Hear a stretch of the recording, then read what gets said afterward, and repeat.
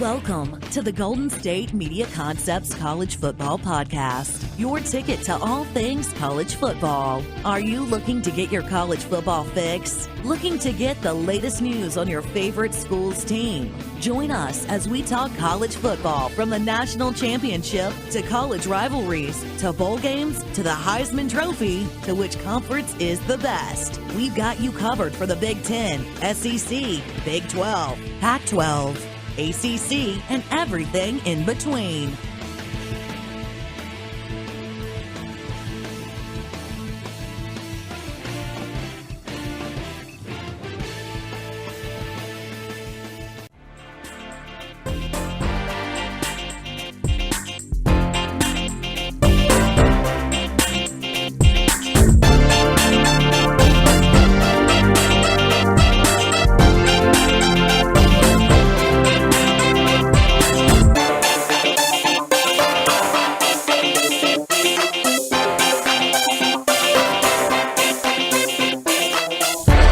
What is up? Welcome to the GSMC Football Podcast on a Monday today here.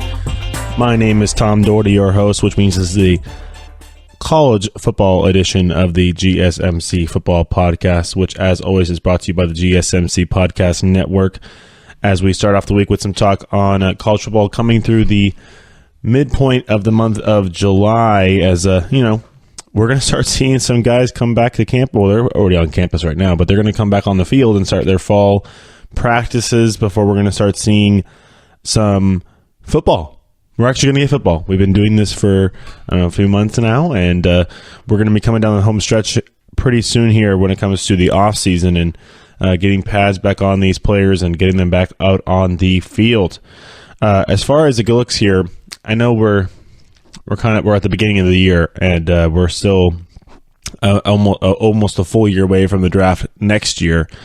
It's never too early to think about who do you think would be the best players to translate their college, the way they play in college, to the NFL.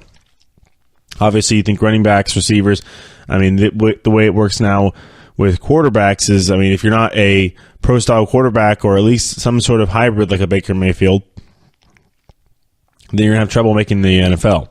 You have to be really accurate. You have to be very accurate with your throws. You have to be able to play in a system that is at least semi-complicated or convoluted, because in the NFL, playbooks are about as big as a Oxford dictionary versus college that could be as small as the Cat in the Hat by Dr. Seuss or something like that, because that's how simple some of these offensive plays are in college, because it's just super simplified.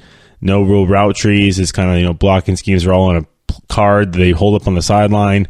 It's kind of a different game. I know we're getting into it a little bit more in the NFL with the fact that we're adding some of the speed into the professional side of it. But as far as college, there's going to be plenty of quarterbacks out there, plenty of guys that might not have the or aren't going to run the kind of offenses like you see in the pros anyways, and they might not be the best NFL prospects.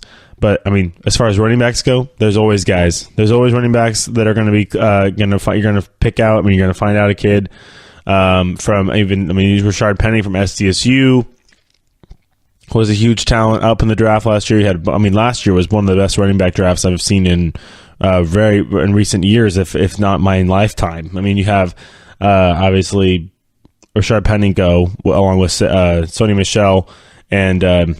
Who else went in the first round? Obviously, Saquon Barkley went in the first round. But, we went through all of them.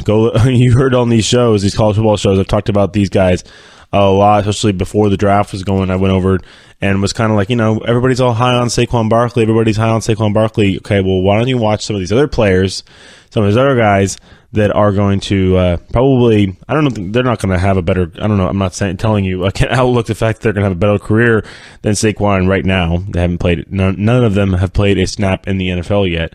But I think collectively, they just need to be paid. They need to give their spotlight, even though some of them are plenty talked about, like a Ronald Jones out of USC or a Nick Chubb or even a Kerryon Johnson, like I said, or a Royce Freeman out of Oregon. But no, they all found their franchises. Honestly, all of them got on pretty good teams. I don't know about Nick Chubb going to the Browns, because the Browns just, even if they have a great draft, which I think they actually did have a decent draft, Baker Mayfield's going to be a fine quarterback. He's very accurate.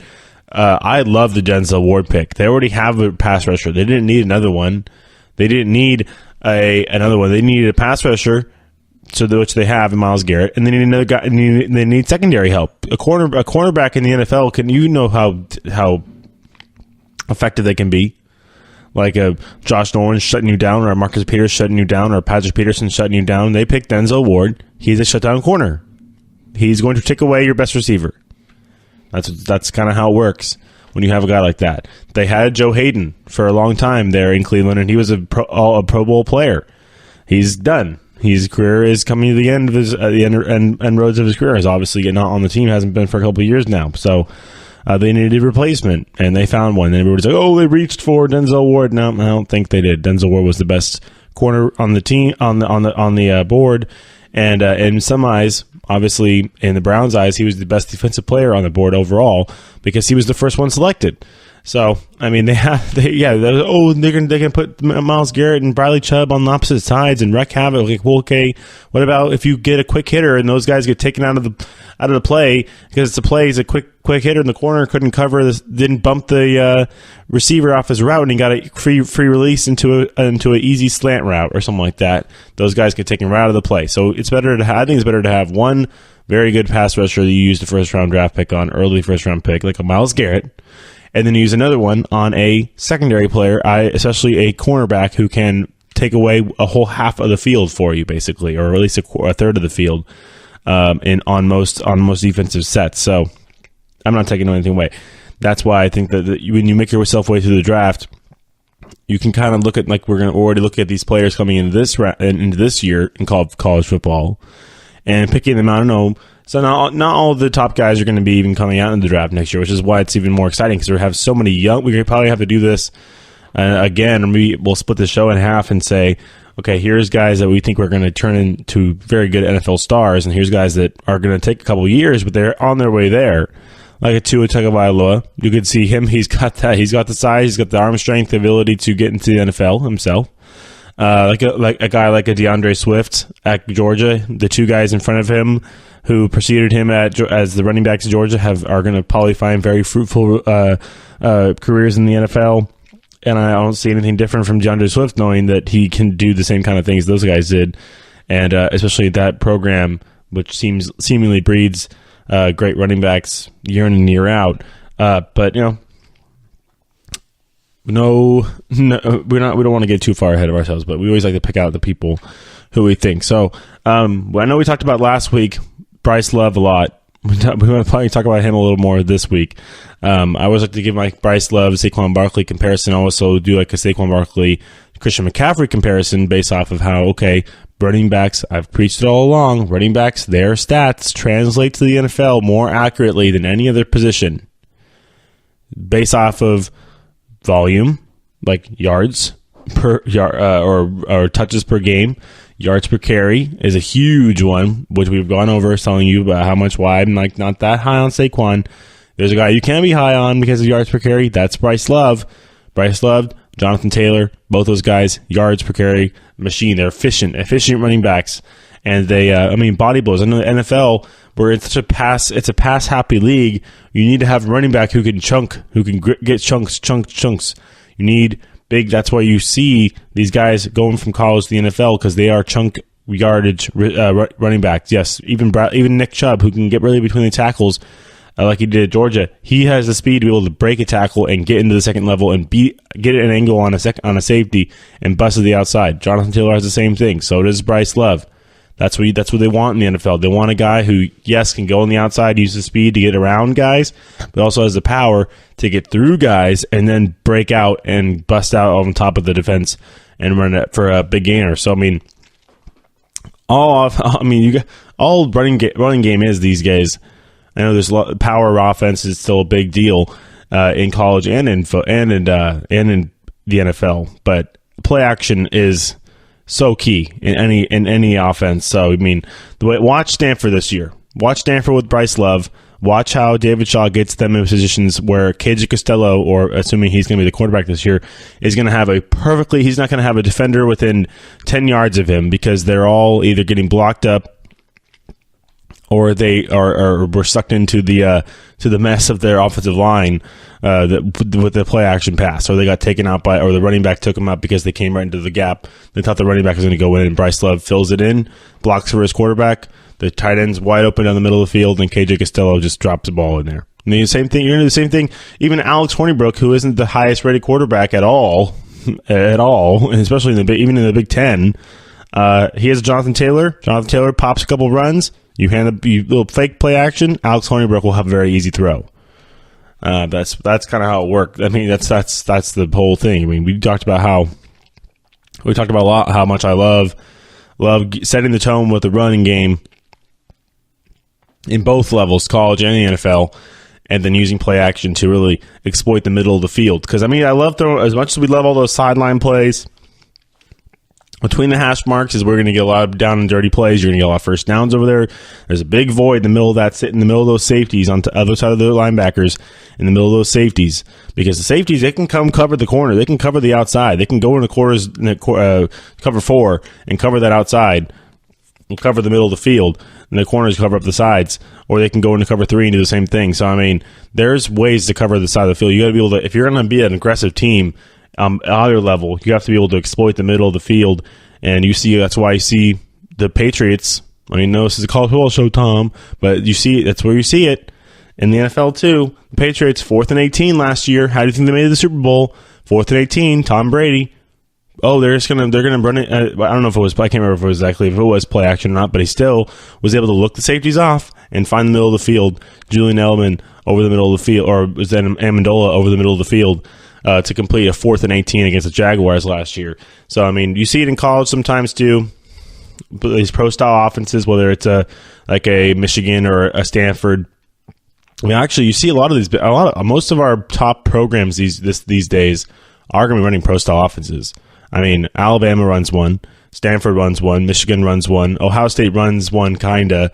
But more often than not, it's more of a pro-style offense, and a lot of zone running games in there too. But like Miami does, Clemson pretty much does. Clemson, actually, look at the Ohio State and Clemson.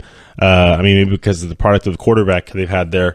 But we're going to get into, I mean, I know we talked about Bryce Love, but look at the two quarterbacks that we're going to see at Ohio State. Like, if you can see, pull up the game that Dwayne Haskins came in for JT Barrett, and then watch him next to Kelly Bryant, and watch those two offenses kind of run. They both use like Hunter Renfrow as a small receiver in the slot. And they have the same kind of thing over at Ohio State. So I know this is like college, the NFL. This is how the game is transcending back and forth. The NFL is taking parts from college is taking parts from the NFL. It goes back and forth, and it's a pretty cool thing. So we're going to cut this segment right here. I'm going to come back, and we're actually going to talk about some specific players that I think are really going to pop in the NFL after some successful either junior or senior years coming up this season. So we'll stay tuned. We'll be right back.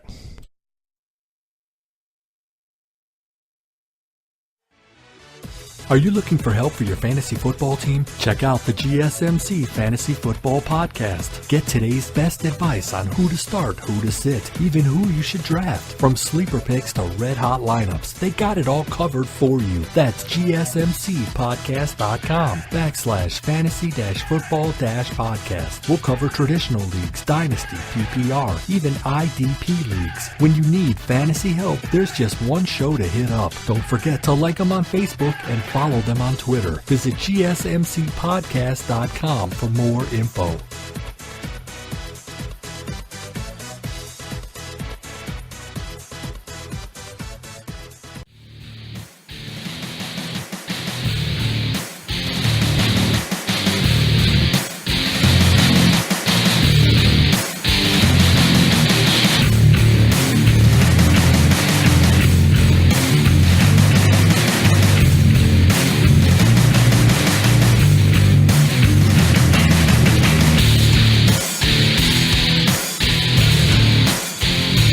All right, welcome back to GSMC Football Podcast, the college football edition on a Monday today here, as we're back talking about players who will translate to from the college game to the NFL. Also talked about a little bit on that first segment, just how the games have either taken from each other or meshed together a little bit. And I know a lot of with that read option and more of the mobile quarterback, this definitely was taken from the college game as that came over the NFL. NFL figured that one out pretty soon, as it's already kind of been gone by the way. I mean, it's used a little bit more RPOs, run pass options versus like read option kind of thing, but same kind of. I mean, they figured it out versus read option where the quarterback runs it or hands it to the running back. It'd be a run pass option where they're going to be passing it or giving it to the running back. That's kind of what's taking over the read option. I know. Remember when the Wildcat was the newest, biggest thing, letting it go direct snap to that runner, but that kind of gone by the wayside as well. I mean, still done here and there, but not as much nearly. All right, I said I was going to pick some players for this segment, and I know there's a bunch of different guys. This year, the experts are deeming, or this coming season after this, we're done with this college football team. In the coming draft next year, I know the experts are calling it the same thing. Last year we had the top big four quarterbacks. This coming year we're going to have the big four DNs, defensive tackles as well. As we'll have Dexter Lawrence, of course, from Clemson, as he's looking for a big season this year, as him and Christian Wilkins, who's back. I mean, there's actually the whole entire Clemson defensive line will probably be headed to the NFL coming after this season, because Kendall Joseph's also makes the front seven as well. He's a linebacker from Clemson, so the front seven as well, if you want to look at there. But they got two top guys, Dexter Lawrence, defensive tackle, also Clellan Ferrell, those two guys as well. So on the defensive end side, so to go along with Christian Wilkins. So you're gonna have three guys on that defense who will be playing on Sundays for sure, and are going to be very good players on Sundays. That's the thing. Clemson, they've been able to not only find, but they've been able to cultivate this talent. They've been able to find talent, been able to cultivate it, and be able to use it to get their program up to the top of what they've been able to, of top of the charts for the last few years, after kind of being mired and unknown. Obviously, Dabo Swinney is a big part of it as well. But getting that offense figured out, getting a Deshaun Watson in there, and matching it with a defense that has had some pedigree now for a few years, and now you're going to have Kelly Bryant with Trevor Lawrence kind of breathing down his neck a little bit. We'll see. That's going to be a big. I know we talked about it a lot last month and the month before, but when we were doing spring football with those two guys kind of battling it out. Then Dabo coming out and saying, "Hey, this is what we're going to do." Kelly's going to be number one on the depth chart before the season starts, and we're going to roll with him as he's the older guy. He's the more polished guy. It's not kind of the case where you have in Alabama where Tua Tagovailoa has been on the field multiple times as he's coming into a sophomore season, versus Trevor Lawrence coming into a freshman season, and he'll just have to wait the 1 year. Or I'm actually, my money, if I was a betting man, I'd say that he's going to get on the field this year in some meaningful capacity, whether it's in a bowl game or not, I don't know, or a playoff game or not, I don't know, or a championship game or not, I don't know. But definitely, I think he's going to not just be the mop-up quarterback. I think he's actually going to get some game time, meaningful game time by the end of the year here. Not taking anything away from Kelly Bryant, but he's not really had the most confidence. He's not really had the most his coaches are trying to instill confidence in him, but sometimes it's kind of bark up the wrong tree. We're like trying to salvage it when it's nothing really to salvage, and you might as well just go with the younger guy, as he is already being deemed the next Peyton Manning because of his poise in the pocket. But the guy's 6'5", 220 or 210 or whatever he is. I'd be pretty poised too if I was that big. And sitting back in the pocket, because you could see everything. You look right over the lines, look right over the lineman, and start breaking state records down there in Georgia, which is exactly what he did. Trevor Lawrence did. So, talking about a guy who might translate to the NFL, I've just compared him to a Hall of Fame quarterback, maybe the greatest quarterback ever. If you're not talking about, if you want to talk about just, sheer stats and yards, I don't know about championships, it's a whole different story. But Peyton Manning, obviously, we all love Peyton. But we haven't seen a snap yet from Trevor Lawrence on the field at Clemson yet. So we'll wait for that. We got plenty of time to talk about him, as he can't even think about the NFL for a few years. But as far as guys who can, the top guys, obviously Joey Bosa's brother over at the Ohio State is Nick Bosa, and he's a very high prospect. He'll be playing on Sundays as well. Whether he's going to be, I mean, he'll likely be playing against his brother because the Chargers are probably going to be pretty good this year, not going to be picking up that high next year, I would assume. So Nick Bosa will probably be on a different team. But, as far as Ohio State goes, they definitely have a guy this year who's going to wreak havoc in the backfield, defensive end like him, a high motor. You watch his brother, very similar to his brother, got strong upper body, good speed off the ball, very quick with his feet, being able to get, because defensive ends it's as much power with your legs as much with your arms, because you got to be able to shove.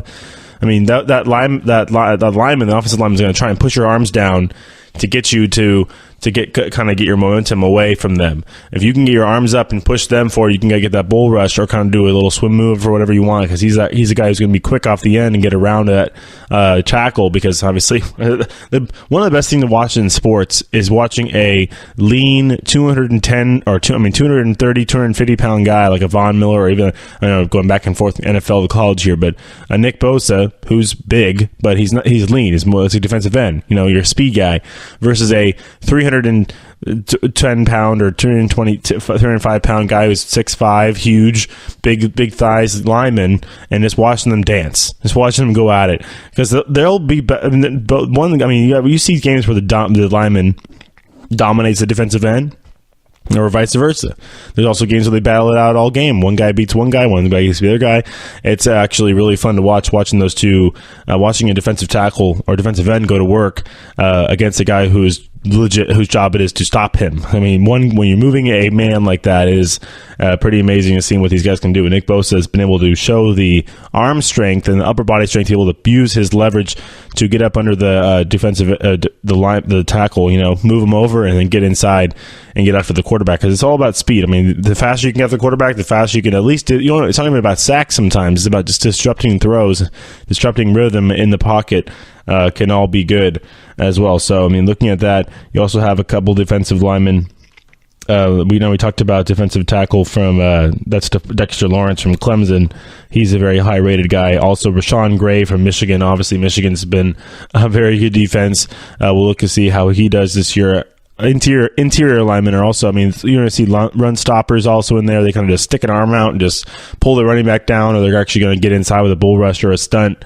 That's another fun thing to watch, is watching a interior lineman. If you go watch one of the best guys, the tandems, the two Smiths in San Francisco, back when the Niners were making runs to the NFC Championship game for a few years. They had Alden Smith and Justin Smith in the one on the inside. Justin Smith was defensive tackle, and Alden on the outside, and they'd run stunts. And a stunt is when the defensive tackle takes up two linemen, and the defensive end can loop right on the inside and take that, whether that's C gap or B gap, whatever it is on the side of whatever side of the line they're on, and get to the quarterback quicker. So you'll be seeing that a lot probably in Michigan.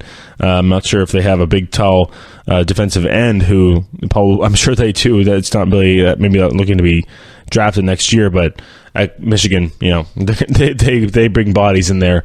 And if you have a guy, like Rashawn Gray in there who can just body up and take up two defenders, that makes it free traffic for the quicker guys to get in there and get after the quarterback as well. So look for that for Michigan this year. They're going to have to do that a lot. I think it's going to be very clutch. Their defense, obviously, they have finally got the quarterback, but you don't make it even easier for the offense because they get in the ball back as quickly as possible, because they're going to play their fair share of low scoring games this year. There's without a doubt. You play Michigan in that weather, that part of the year, you're going to play in your fair share of lower scoring games. So if you can get a clutch sack, Rashawn Gary is going to be a very, very helpful force there in the middle there. Another defensive end is Ed Oliver from Houston, and then obviously Nick Bosa as well. But so those are your four guys. We had four guys last year. They didn't all go 1, 2, 3, 4 like some people thought they would.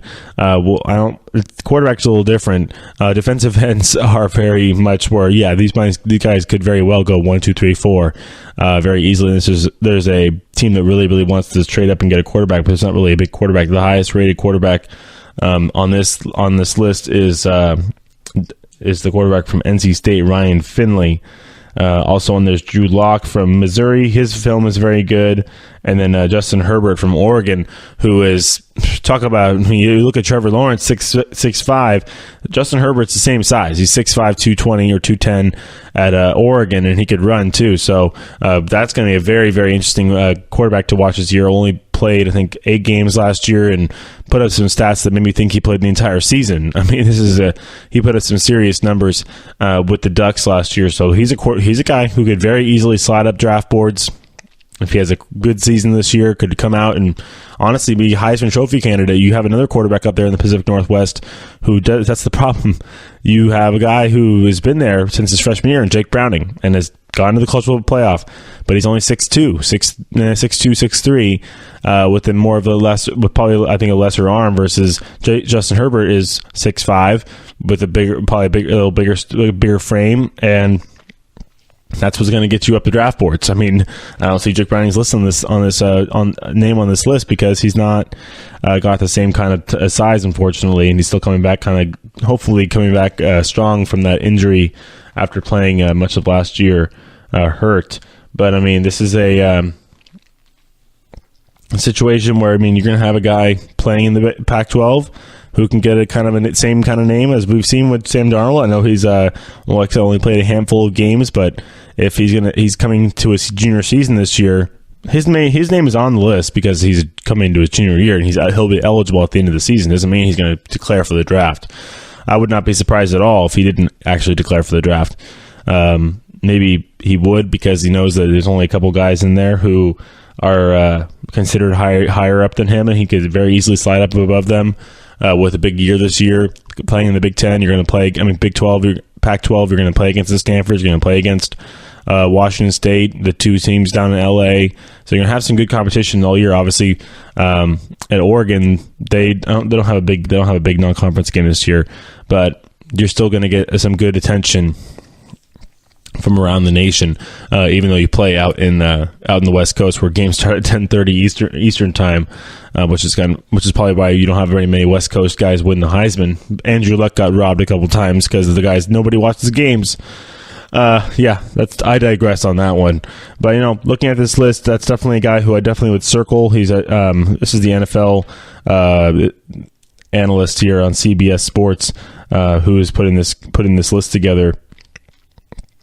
Chris Trapazzo, as he has him at 21st ranked prospect for the 2019 draft. I think he would be very easily slide up that board, just obviously mainly because he's a quarterback, but he's also got size, he's got arm strength, he can run, he's got ability, where he could be a Carson Wentz prototype. I mean, I see a lot of Carson Wentz who go look at the film, go look at this pictures of the guy. He's huge, he's a big boy. And I didn't realize, I mean, honestly, when I first looking at his stats, I'm like, these are very good stats for like 8 games in playing. I mean, he didn't play all of last year, so a full season. I think this coming season will definitely dictate whether he stays or goes, because you have a situation where you have a pretty light quarterback draft, and he could very easily become a top guy. We'll see how Shea Patterson does. I'm not seeing him really very, very high on this list, but the guy who actually is right underneath Justin Herbert on this list at 22 is none other than Bryce Love, who also has a couple other running backs listed up ahead of him. That's actually, one of them is the running back at Iowa State, David Montgomery, and the other, I think that was there was only one running back listed ahead of him. So he's the second number 2 running back, or in the Justice Hill at Oklahoma State as well is listed ahead of him. So I don't doubt myself. But yeah, so you got some good guys. And then, look at that. Another Folsom Bulldog is in there actually. So not the Jake Browning sighting from Folsom Bulldog. They looked at their NFL player from my alma mater, but Jonah Williams, the offensive tackle from Alabama, is number 18 right now, and so he's had a very nice career down there in Alabama already. So he'll be looking to be a first round pick, a big offensive tackle there. So just looking at different guys. I know we're talking about maybe some guys in the next few segments that are going to be playing maybe the next few years. They're not going to be going to the NFL, but just going through this list, we'll definitely highlight on some guys that we like. But no, definitely go look at this. Go look at Justin Herbert's numbers. I mean, his highlights. I can give you his numbers, but because they're actually pretty impressive, looking at the fact that he's did it in so little games at Oregon. And coming into Oregon's schedule this year, their schedule actually isn't that difficult. So, it's not the type of schedule because you have the fact that you get to play Oregon State, and you have the Arizona teams down there who might not be as ready to go. As far as here we go in the game, I want to give my game log here for 2017. He only played in a handful of games, but in the ones he did play, they were pretty impressive. 67% completion percentage, 15 touchdown passes in his whole career at Oregon. That was an Oregon team who weren't that hot last year. So, this is a situation where you can hopefully pull a program that has been able to show prowess for a little bit and played well. So, he actually has had more game starts. He had 7 starts in 2016, 5 last year in 2017. 19 touchdowns in those 7 starts in 2016, 9 last year. It's still around a nice 68% completion percentage, which is right where you want it. Interception ratio is right where you want it. He was 19-4 in 2016, 9-2 in 2017. So, that's that's a pretty good ratio right there. You can't knock the kid. He's definitely got a bright future ahead of him. Looking to see if he can make it through a full season with no injury issues or anything like that. But definitely an excited person. Decided to watch him this season in the Pac-12. I'm going to say Pac-12 there at Oregon. Justin Herbert. All right, we'll come back and talk to some more players when we come back. So stay tuned.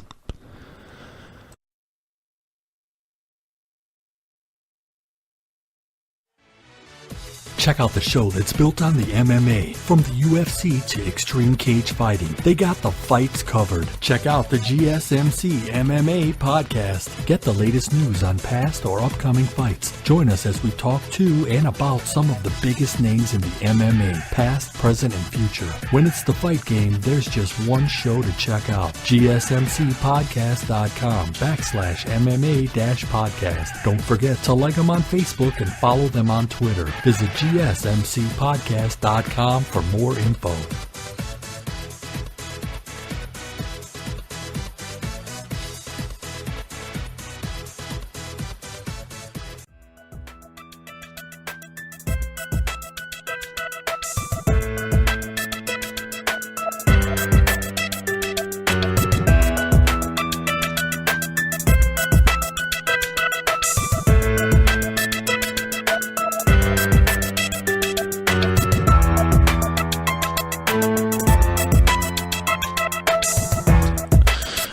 All right, welcome back. GSMC Football Podcast, the college football edition on a Monday today here, as we're going over some players that are looking to have a strong year. We'll say a strong year as they enter into their final season of college football. Likely not guaranteed for some of these guys, as they do have eligibility for one more year, but some of these guys are feeling like they could leave after a junior year and use their talents to make some money and go play in the NFL. Go after it, because how I feel about college football and college athletics and how that has to do. I know that the best thing isn't to pay them or anything. They're going to get caught up in a bunch of tax situations that they don't want to deal with.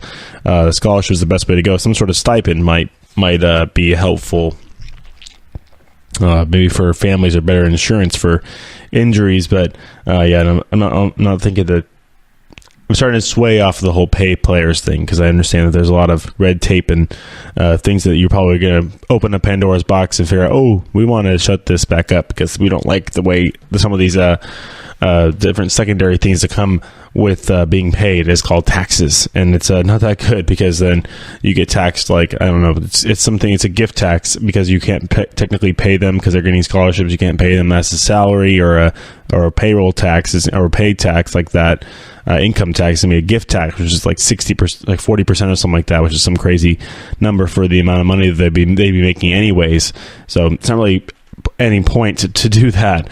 But yeah, there's definitely guys who will be like, no, I want to go play NFL. In the NFL, I'm highly rated even as a junior for my junior season. So hopefully all these guys can make it through injury free. I mean, you can't really expect that because of the fact that football is a collision sport, but it's part of the game. Injuries are there's guys who like Bryce Love who have had nagging injuries in the past that are trying to rehab back, and hopefully he'll have a clean, healthy season as well, because you don't want to. Top players should need to be on the field. I mean, we want everybody on the field. We want as least amount of injuries as possible.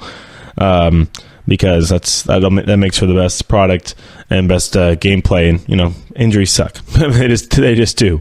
As far as more players to look at for this coming season, obviously, I mean, at least guys who we need to look at, it's kind of like their tryout. Because I mean, the last season before you're drafted, because it's always what have you done for me lately. I know, like I said, Justin Herbert, he's 21 right now. He could shoot up draft boards so quickly, it's not even funny. The quarterback from Missouri, Locke, could do the same thing. I mean, there's different guys who out there, especially depending on position and how certain positions there's premiums put on them, like quarterback or a defensive end, or a cornerback, not a quarterback, both get this second distinction of this is a player that we need to grab to fill his position versus that's always the thing. But on draft day, we're talking about drafts way ahead of time, but it's about drafting best available or drafting needs, and depending on what that is, hopefully the best case scenario is that it lines up that the best available player is also a player position that you need to fill. So I mean, there's definitely different variables in that, but looking at these players coming up through the season is definitely exciting to know that we're going to be in good hands when it comes to top talent in the college football game this year,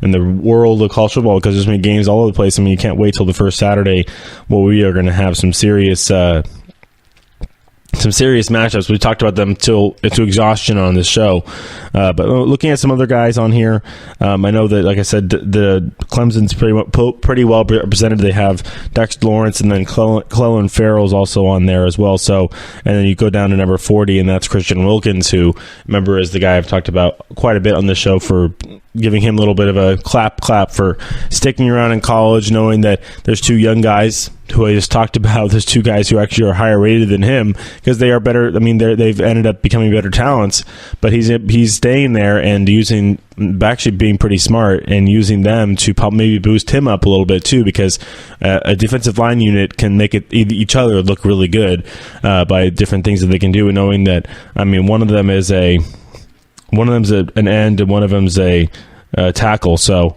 being able to have two guys where he's going to be on the other tackle, kind of in the middle of those two guys, they could really run different schemes and different games all over the place and really make a mess of backfields in the ACC. I mean, that's the Clemson being in the ACC. I mean, they do have tough tests throughout their schedule, especially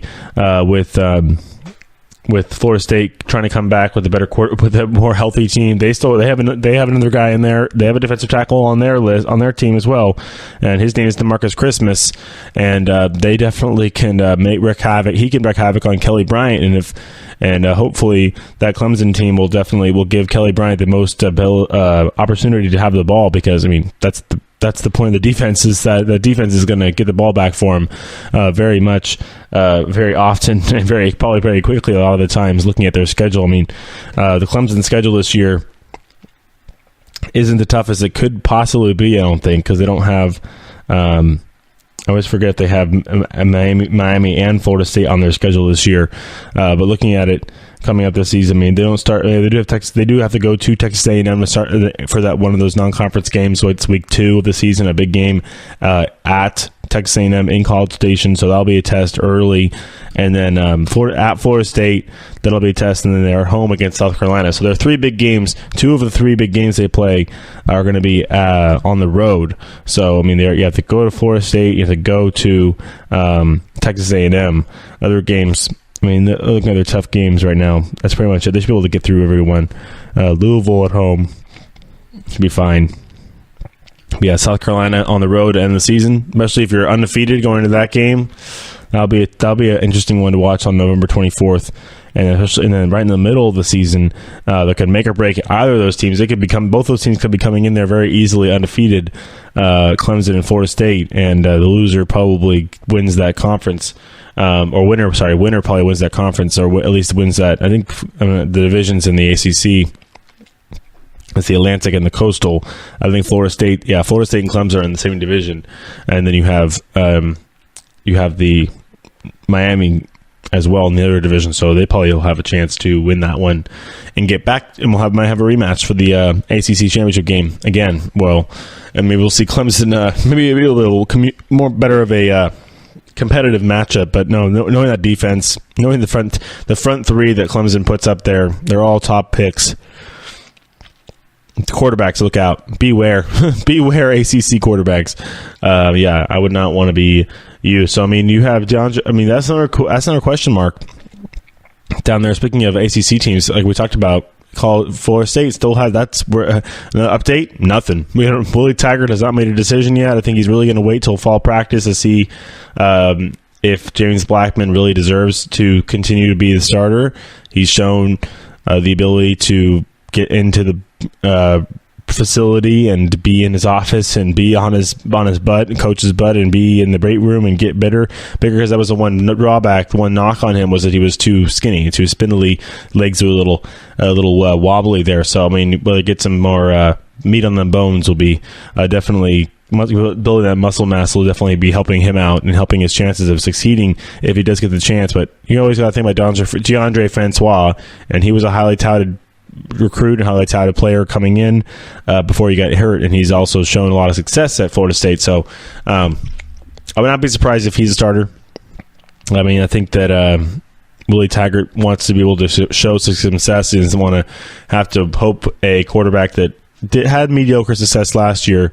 They're not going to run the same. I don't think he's going to run the same thing over again. He's going to give it to the veteran who's had success at this level, and he's going to be able to get them more success, because I think Willie Taggart needs to win and win early at Florida State. I mean, there's not really much of a leeway there. They want to win down there in Tallahassee, so that's why what I think at that school.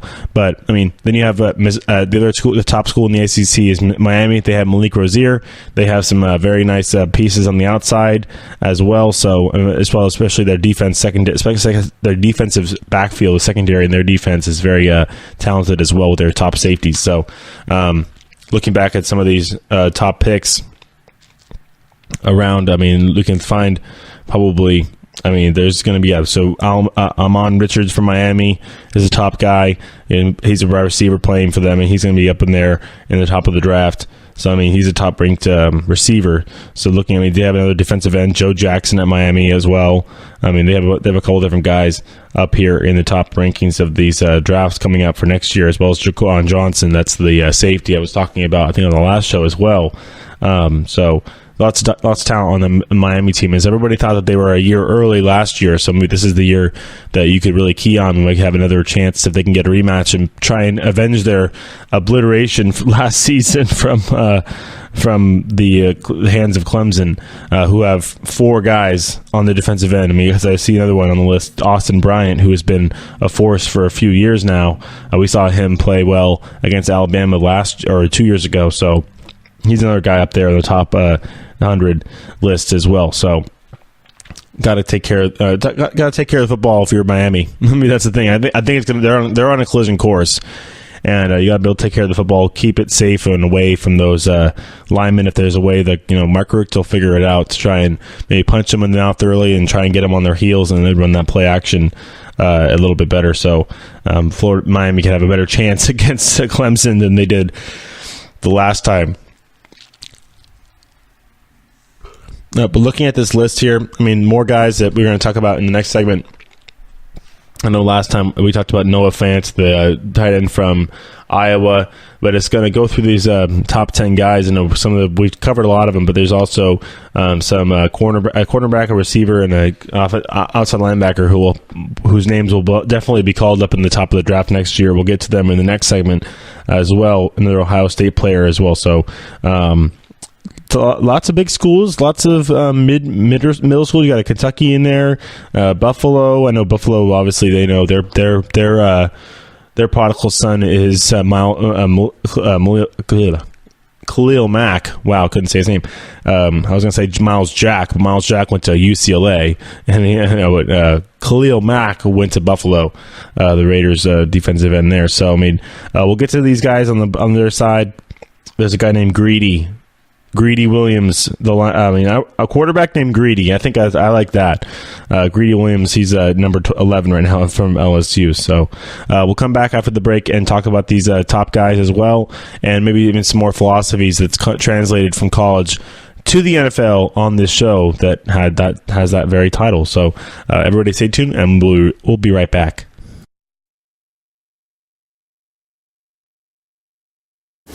Check out the show built around the women of MMA. From the UFC to the extreme cage fighting, we got the fights covered. Listen. It's the Golden State Media Concepts Women's MMA Podcast. The latest news of upcoming fights, discussions of previous matches. Join us as we talk to and about the biggest names in women's mixed martial arts, past, present, and future. When it's the women's fight game, you know where to listen to. The Golden State Media Concepts Women's MMA Podcast.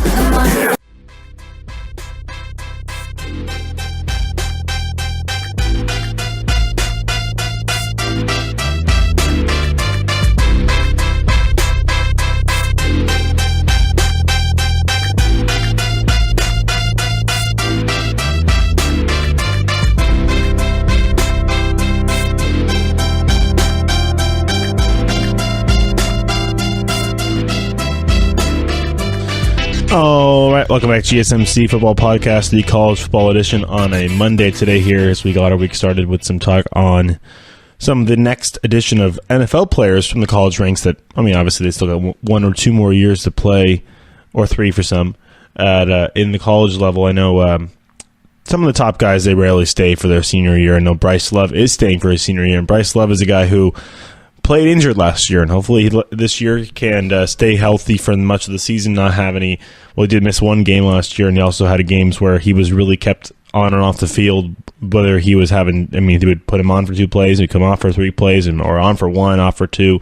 So it was kind of mixing and matching there with the Stanford offense, trying to figure out whether they're going to have their best player or not is a question. But I mean, no. This year, I think Bryce Love it's going to be the Bryce Love show at Stanford, but then also KJ Costello, and then they have a really good tight end there at Stanford by the name of, I think it was Riley Smith, or I know it's Smith. I'm probably totally messing up his first name there, but no, that's there's a couple guys. Obviously got JJ Arcega-Whiteside as well. Caden Smith, there we go. I knew it was one of those cool first names. Caden Smith at Stanford, who's going to be a weapon, absolute weapon. I mean, you've seen what he could do last year. This guy's huge, and he also is going to be a weapon in the play action and in the red zone as well for Stanford. So looking for them to definitely avenge their hiccups from last season against San Diego State. I know the USC game was tough, but then coming back in the Pac-12 championship game and playing USC again. And again, with Bryce Love going in and out, never really able to get a routine or a rhythm with his offensive line, or at least trying to break down the front 7 of the Trojans. This coming season, he'll have another chance. I think his best competition, actually, if they get into the Pac-12 championship game, I think UCLA might have the best chance, maybe in Arizona, of getting into that game from the South Division. I think just getting into the game is going to be the toughest part, because you have 2 very good teams up north with Oregon and Justin Herbert, and Washington with Jake Browning and Chris Peterson up there as well. So I mean, you have to get through that. Also, Myles Gaskins as well, Washington. So those 3 teams you play all through. They all play each other head to head. So definitely. I bet you the outcomes of those 3 games, whether the Stanford-Oregon game, the Washington-Oregon game, and the Stanford-Washington game, are going to have very much to what has to do with who will take the crown from the North and represent the Pac-12 North in the Pac-12 championship game itself. And then also, all those teams have guys who hope to play in the NFL. I think that you have Myles Gaskins as the number 1 guy at Washington. We'll see if Jake if he gets selected at all. I know he was up there in the Heisman talk for his sophomore season, then gets hurt in the game against Alabama. Tries to come back a little bit last year, worked his way back, and I think this year, if he can light it up again this year, you'll see his name slap those boards again. The only thing is you have a Justin Herbert who has the frame, has the size, a little more arm talent, also to be able to run a little bit more. He's deemed a dual threat quarterback. I mean, his expected 40 time, I think, was about like they said expected 2016 expected 40 time was like a 4.6 something. So I mean, he wasn't not too shabby there. But we'll see. Obviously, he's still got some stuff to do when it comes to the combine and pro days, and whether he's even going to come out this at the end of the season. I think quarterback, especially quarterback in the Pac-12, like Sam Darnold was. They said he was ready. Other people said he could use another year in college football. I think Justin Herbert probably could use another year. This will be his first full season, assuming he makes it to a full season, and that means if he enters the draft after the season, he'll have just one full season of a college football before going into the NFL. So I mean, yeah. He's got the size. I mean, he's kind of like the Josh Allen effect. We're like, he's just got all the intangibles. He's got the body and everything to do. He'll figure it out. Like, he doesn't need the reps, but reps are very hard to recreate. You can't really. It's hard to recreate game situations, game speed in a simulated situation. Ever, I mean, ever. There's really no substitute for in-game action, and I think that the quarterback, especially a kid who's 20 years old and will be probably 21 by the time he decides whether he's going to draft or become eligible for the draft or not, could use one more year. And I mean, under a great program, and Mario Cristobal is no slouch. The guy's a good coach. He knows what he's doing back there. He's definitely a good hire for that Ducks team. The more interesting side, I think, in the Pac-12 is down south. It's how are these LA teams going to reload? I mean, they talk about from college to the NFL. Those two teams had guys leave and go to the NFL. Josh Rosen from USC, Sam Darnold from Josh Rosen from UCLA, Sam Darnold from USC, and now their replacements are trying to figure out how they're going to be, how it's going to work. I know we have Thompson Robinson over at UCLA, who looks like he's going to be the heir apparent to Josh Rosen. There's three guys, and one of them should be a senior in high school this coming season, but he obviously leaves early. JT Daniels probably might be the most ready of any of those guys. Matt Fink and Jack Sears as well over there at USC, trying to vie for that starting job. That's going to be a very interesting coming down the stretch here of the month of July, getting into fall practice in August. Remember, the NFL is going to be starting preseason pretty soon here in August, and then you're going to have no college. There's no preseason in college. They don't do preseason in college. They have fall practice and they get right into the games. NFL has to have 4 dress rehearsals. I know it's more about rosters and giving players chances, and you have 1 million players in your training camp, but you have to narrow it down to 52 by week 1. So that's why there's so many preseason games. I get it. Just more. I mean, I don't think starters should play in the preseason until like second half, week 3. Of the preseason, maybe the third. But there's more meaningless games means more potential for injury, and it happens all in every sport. It happens all over the place. I mean, you got in baseball, you have a whole month of spring training games, and you get the last start for one of the best pitchers in the league gets a line drive right back to his hand, and he misses the first 2 months of the season. So I mean, it happens in every sport, not just football. So it's definitely an occupational hazard. But college, we're going to be getting into the fall practice. We're going to have a lot of decisions made.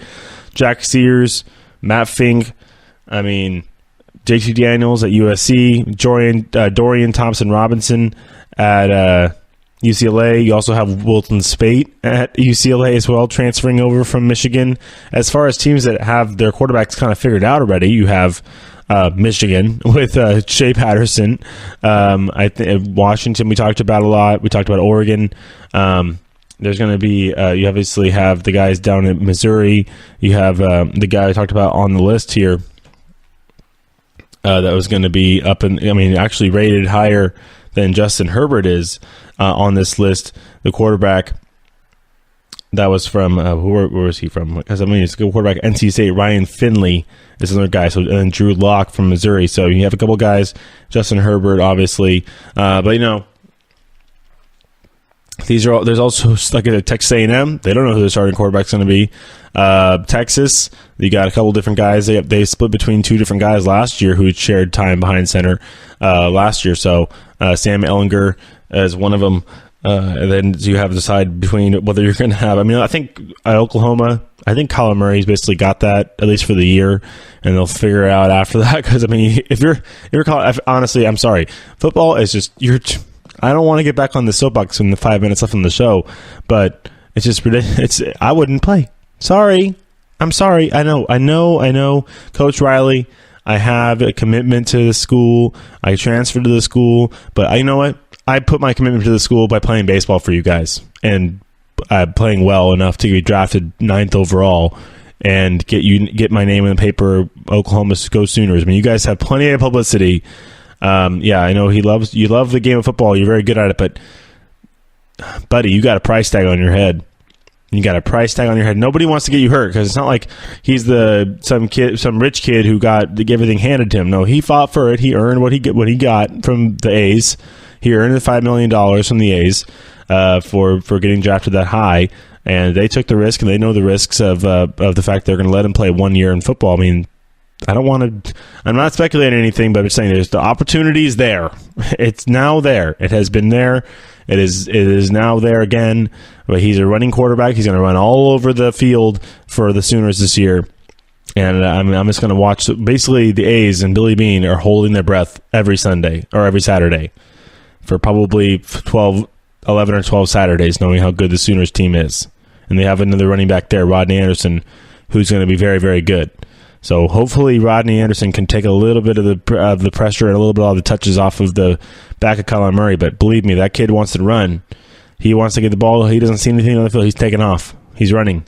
So hopefully he can just knows when to get down, knows that he's got bigger fish to fry in baseball.